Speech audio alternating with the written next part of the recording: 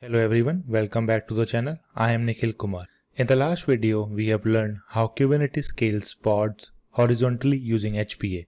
But sometimes scaling out doesn't work. Think about machine learning training jobs, database pods, single heavy workloads, but you can't just run multiple replicas. So today we go one level deeper.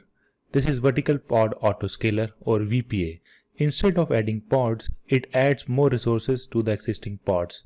Before we install anything, let's understand what is VPA and what VPA actually does. So HPA is like adding more workers. On the other hand, VPA is like giving single worker more muscle power. That means it adds more resources to the existing pods itself. So if your pod is starving for CPU or keeps getting out of memory error, so VPA steps in and increases those resource requests automatically. It's perfect for machine learning, batch jobs, database workloads, anything that doesn't scale horizontally. Now let's install the VPA on our Kubernetes cluster. So here I'm using the RKE2 cluster.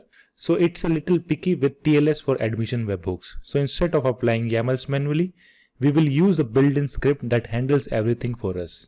So first of all, we need to clone the autoscaler repository. For that, we can use this command. It will clone the autoscaler repository on our system.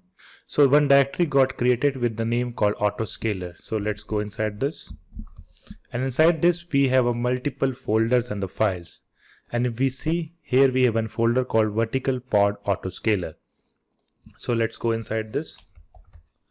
So in this, if we want to deploy it, so we can just go into deploy and look for multiple files here. So Vertical Pod Autoscaler internally use admission webhooks, manage the policy and the configuration to increase the resource request and limits. But in Kubernetes version 1.33, there is some different way to do that. So these files will not work because we need to create a CRD first. So for that, we have another folder inside this called hack. So let's go into that. So let's go one directory back and go inside the hack. And do ls here. So here you can see a multiple scripts. So inside this, we need to use one script called vpa-up.sh. So this script generates the TLS certificates, creates all the necessary API objects, and deploy the three main components of VPA. So let's quickly run this. So it's creating a CRD for the Vertical Pod Autoscaler. Then it's creating or setting up the RBAC so that it can authenticate and interact with the another services. And at last, it creates a component called VPA Updater, VPA Recommender, and the VPA Admission Controller. So Updater job is to decide when to recreate the pod. Then we have a recommender that observes your pod usage. And at last, we have one more resource or the component called VPA Admission Controller that mutates pod request based on the recommendation provided by the policy. So these are the three main components for the VPA to scale the resource request of CPU and the memory in the pod.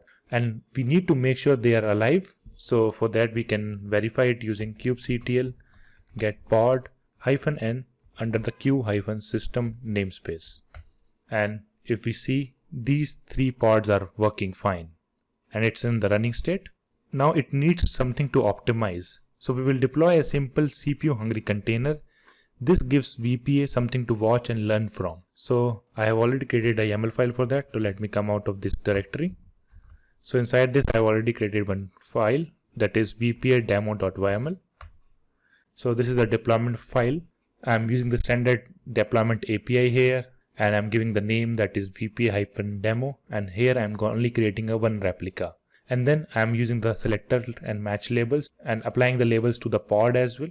And here I'm using the simple image that burns the CPU. So in this, I'm defining the resource request and limits. So I'm intentionally starting with low CPU and upper cap for stress, which I added to 500. And I'm using the one CPU thread here. We want VPA to detect that pod is struggling and then correct it. So let's apply this. So kubectl apply -f VPA demo.yml. So the deployment got created. So if we run kubectl get deploy, we can see the VPA-demo got created. And if we see the pod, and the pod is also in the running state.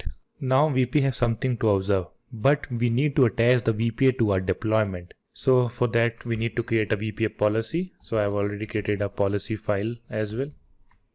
So this is the Vertical Pod Autoscaler policy file. So here I'm using the VPA-demo name so that it can be used for a easy mapping. Then I'm using the target reference under the specification to connect the VPA to our deployment. And here if you see, I'm using the API version.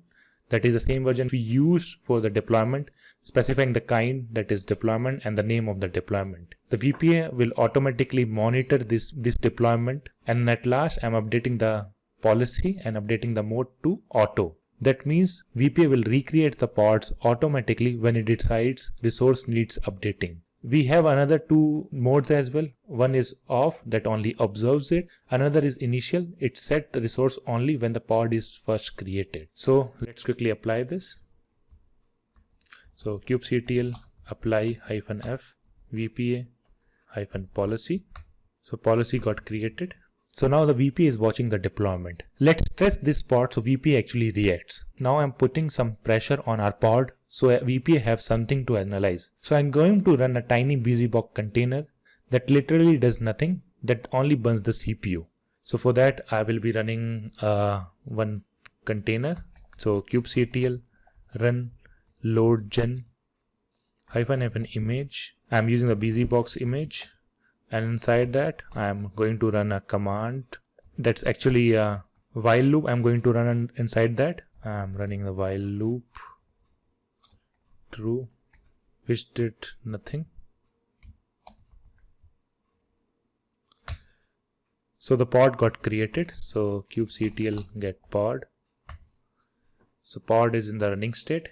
So this little infinite loop doesn't do anything meaningful. It just maxes out CPU, exactly what we need to trigger the VPA recommendation. Now let's check how the VPA reacts. So for that I'm going to run a command to watch the VPA recommendation. So I'm watching the particular output for the recommendation. So here you will see three important values. First is lower bound, second is target, and third is the upper bound. So these are the VPA's brainwaves. It's basically calculating what's the minimum CPU this pod needs. So that is a lower bound. Another is what's my ideal target.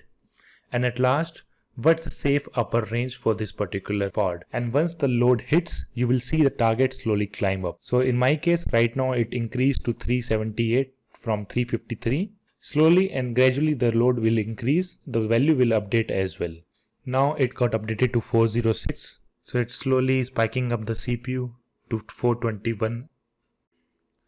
Now you might notice something interesting here. VPA recommends around 538 millicore CPU, but when I describe the pod, the request is still around 100 M. So let's describe the pod. So kubectl describe pod and the pod name. So if we go up a little bit, we can see the resource request is 100 millicore and the limit is around 500 millicore. So even though VPA says this pod needs at least 538 millicore, so Kubernetes responds no, that breaks the rule. The maximum allowed is 500 millicore. So VPA restarts the pod because the update mode is 0, but the updated request doesn't apply. It just says at the previous values. If I want the VPA to apply those higher requests, I need to increase the limit in my deployment. So I can do it by updating the VPA demo.yml file. And if I increase this to 5000 and apply this VPA-demo kubectl get pod, so it got applied. Kubectl describe pod and the pod name. If we scroll up, now we can see the limit and the request got updated automatically. Since we are using the update mode as auto, the VPA will restart the pod with updated CPU request. But generally we need the limit in the deployment must always be higher than the recommendation.